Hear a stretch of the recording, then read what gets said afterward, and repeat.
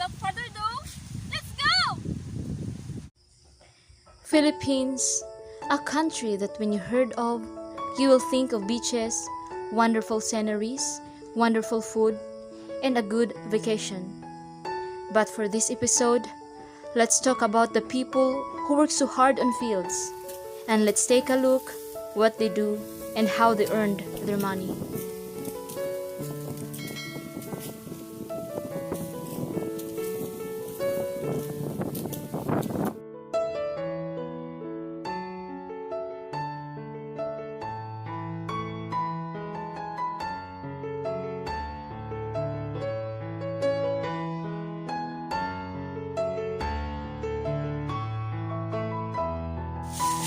Kanako yung sa may ngani mo ya?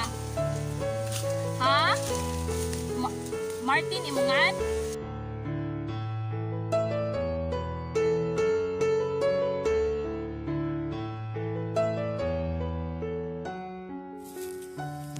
So, they first harvest the sugarcane and put them into a pile and tie them up using the sugarcane leaves on both ends. They put the sugarcane on the truck to be delivered to a sugarcane mill.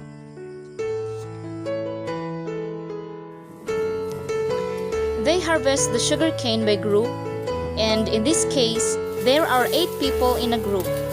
And once the sugarcane is delivered in the sugarcane mill, the sugarcane will be weighed by ton. 1 ton is equivalent of 250 pesos or $5, and they divided it into 8 people. So, if they harvested 1 ton of sugarcane a day, they will only earn 31.25 pesos or $0.62 a day. This is so much hard work, guys. And earning money is so hard, but these people never think of the hardships. But they focus on earning money in a good way.